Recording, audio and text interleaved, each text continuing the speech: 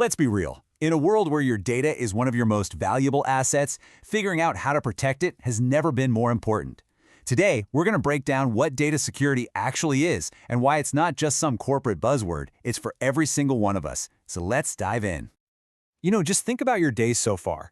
Every single click, every purchase, every message you've sent, all of it is creating a digital version of you. It's kind of like a digital twin that leaves a trail of your information pretty much everywhere it goes online. And we're not talking about random, meaningless data here. This is the really sensitive stuff. Your financial transactions, your private health records, your personal conversations, even data on your physical location. All of this makes up your digital footprint, and all of it is worth protecting.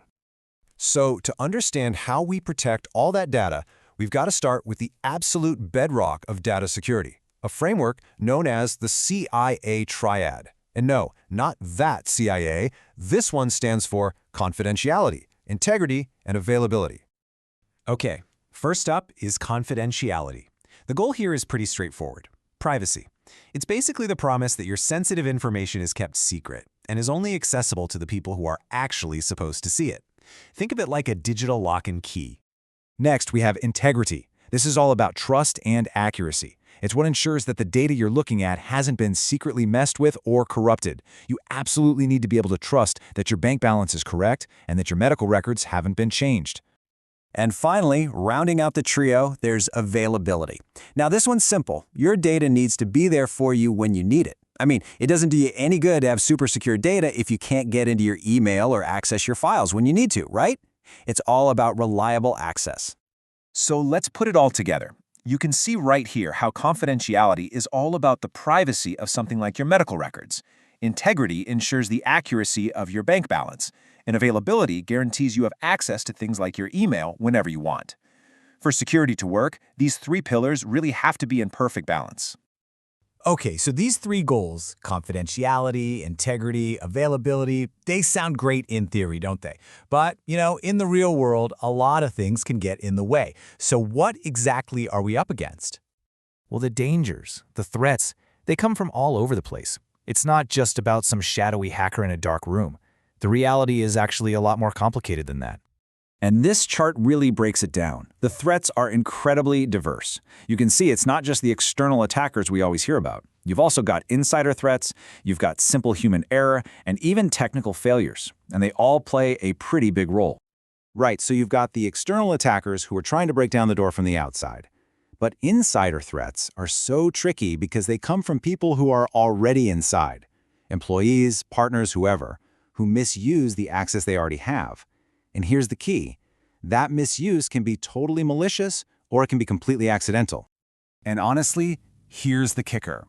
One of the single biggest causes of data breaches isn't some super sophisticated attack. Nope, it's a simple mistake. It's clicking on a bad link, or using a weak password, or accidentally sending an email to the wrong person. So, with all these different threats, how do you defend against them? Well, you don't rely on just one single solution. You build layers of protection. There's a strategy for this. It's called defense in depth. And a great way to think about it is like building a digital castle. Your first layer is physical security, the building itself. Then you've got your perimeter, which is like your digital moat and walls, think firewalls. Inside that, you protect the data directly with things like encryption, which scrambles it so it's unreadable. And finally, you have access management, which is all about controlling exactly who gets the keys to the kingdom. So here's the whole point. No single security measure is ever perfect. The idea is that if an attacker manages to get past your walls, they still have to crack the safe inside. It's this layered approach that gives you real, robust security. But, even the strongest digital castle has a potential vulnerability. And that brings us to the most critical and honestly the most unpredictable element of all, people. This quote just says it all, doesn't it? You can have the best, most expensive technology in the world, but if people don't use it correctly, or if they fall for simple tricks, the entire system can just fall apart. And that's exactly why building a strong security culture isn't just a nice to have, it's absolutely essential. We're not talking about some boring, one-time training session. It's about creating an environment where everyone feels responsible for security and feels empowered to be that person who says, hang on a second, let me double-check that.